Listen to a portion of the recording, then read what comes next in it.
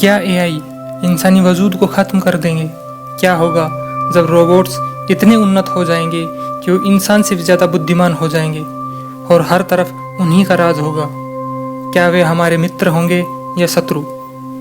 आज की वीडियो में हम बात करने वाले हैं एआई यानी आर्टिफिशियल इंटेलिजेंस के बारे में। हेलो दोस्तों, मेरा नाम संजीव यादव है और आप देख रहे हैं वेद और विज्ञान। बुद्धि मनुष्य का प्रमुख गुण है। हमारी सभ्यता ने जो कुछ भी उपलब्धियां हासिल की हैं वे मनुष्य की बुद्धि का ही नतीजा है। यही इकलौती चीज है जो हमें अन्य जीव जंतुओं से अलग करती है। परंतु जब इंसान कंप्यूटर सिस्टम की असली ताकत को खोज रहा था, तब मनुष्य की अधिक जानने की इच्छा ने उसे यह सोचने के लिए बाध्य किया कि क्या मशीन भी हमारी तरह सोच सकती है। और इस तरह से एआई डेवलपमेंट की शुरुआत हुई, जिसका उद्देश्य केवल इंटेलिजेंस मशीन तैयार करना था। आर्टिफिशियल इंटेलिजेंस भविष्य की वो चाबी है जो हर राज को हमारे लिए खोल सकती है। परंतु क्या इंसान इस चाबी को यूज कर पाएगा या फिर यही हमारे लिए सबसे बड़ा खतरा बन जाएगा? हालांकि विज्ञान पर मानव ने धीरे धीरे जिस तरह से पकड़ मजबूत की है, अगर हम उसी तरह से कामयाब रहते हैं तो यह खोज हमारे लिए सबसे बड़ी क्रांति होगी। एआई की बदौलत इंसान हर वो रहस्य सुलझा पाएगा जिससे कि वह अनभिज्ञ है। सबसे पहले हम एआई के बारे में समझते हैं कि आखिर ये है क्या। आर्टिफिशियल इंटेलिजेंस यानी कृत्रिम बुद्धि एक ऐसा सिमुलेशन जिससे कि मशीनों को इंसानी इंटेलिजेंस दिया जाता है, या यूं कहें कि उनके दिमाग को इतना उन्नत किया जाता है कि वो इंसानों की तरह सोच सके और काम कर सके। यह मूल रूप से कंप्यूटर साइंस की ही एक ब्रांच है जिसका मुख्य काम ऐसे इंटेलिजेंस मशीन तैयार करना है जो मनुष्य की तरह बुद्धिमान हो तथा उसकी अपने ही डिसीजन लेने की क्षमता हो। इस प्रक्रिया के मुख्यतः 3 प्रोसेस होते हैं। पहला लर्निंग, जिसमें मशीनों के दिमाग में इंफॉर्मेशन डाला जाता है और उन्हें कुछ रूल्स भी सिखाए जाते हैं जिससे कि वो उन रूल्स का पालन कर सके। दूसरा है रीजनिंग, इसके अंतर्गत मशीनों को ये इंस्ट्रक्ट किया जाता है कि उन बनाए हुए रूल्स का पालन करके रिजल्ट्स की तरफ अग्रसर हो। और तीसरा है self correction. Artificial intelligence mainly 3 type के होते हैं। पहला वीक एआई यानी नैरो एआई। अगर हम वीक एआई की बात तो इनके सिस्टम को कुछ इस तरह से डिज़ाइन किया जाता है कि ये केवल एक पर्टिकुलर टास्क ही कर सकते हैं। उदाहरण के तौर पर इसमें वर्चुअल पर्सनल असिस्टेंट जैसे कि एप्पल की Siri, Flipkart, self driving cars, speaker recognition आदि शामिल हैं।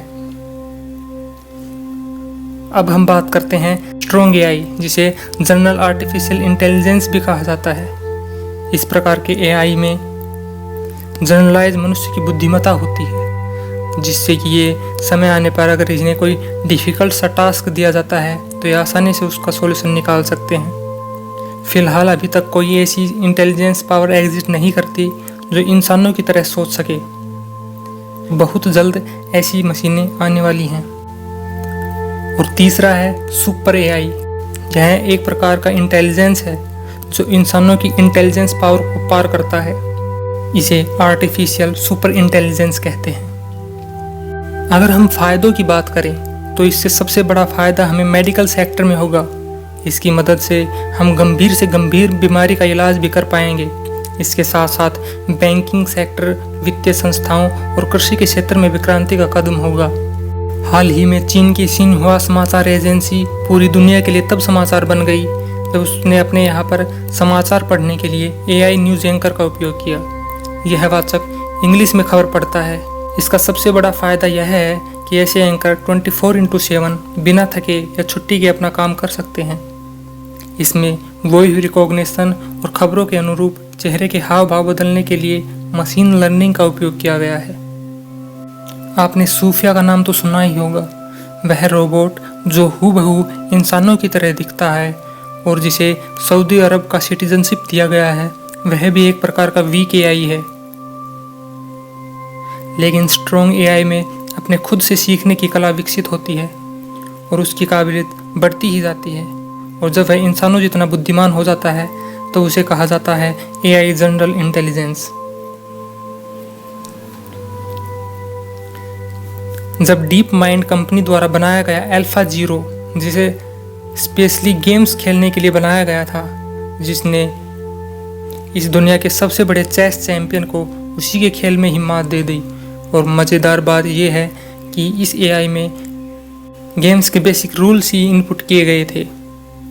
भले ही आज हम एआई को उतना डेवलप नहीं कर पाए हैं, परंतु हम लगातार इसे बेहतर बनाने में लगे हैं और आने वाले समय में ये इतना उन्नत हो जाएगा कि यह इंसान से भी बेहतर हो जाएगा।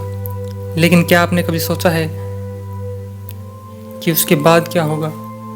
दरअसल एआई का दूसरा पहलू भी है जो इसे बहुत ही खतरनाक बना देता है। स्टीफन हॉकिंग ने भी एआई को भविष्य में होने वाला एक खतरा बताया है।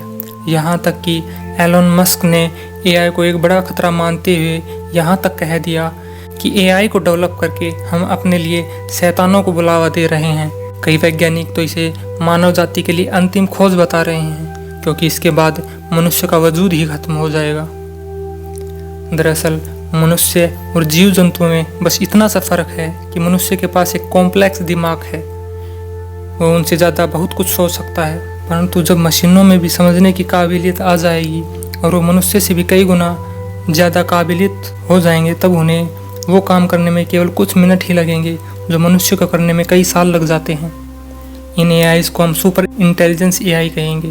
परंतु क्या होगा जब ये एआई मनुष्य के साथ बगावत कर देंगे?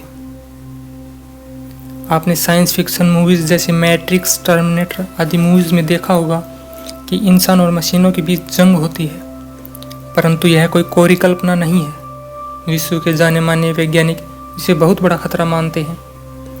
अगर मशीनों ने इंसान के खिलाफ युद्ध शुरू कर दिया तो जीत मशीनों की ही होगी और इंसानी वजूद ही खतरे में आ जाएगा। इससे बचने का एक तरीका है कि हम टेक्नोलॉजी का इस्तेमाल सीखने के साथ साथ इससे मानवता को हो सकने वाले संभावित खतरों के बारे में भी सीखें।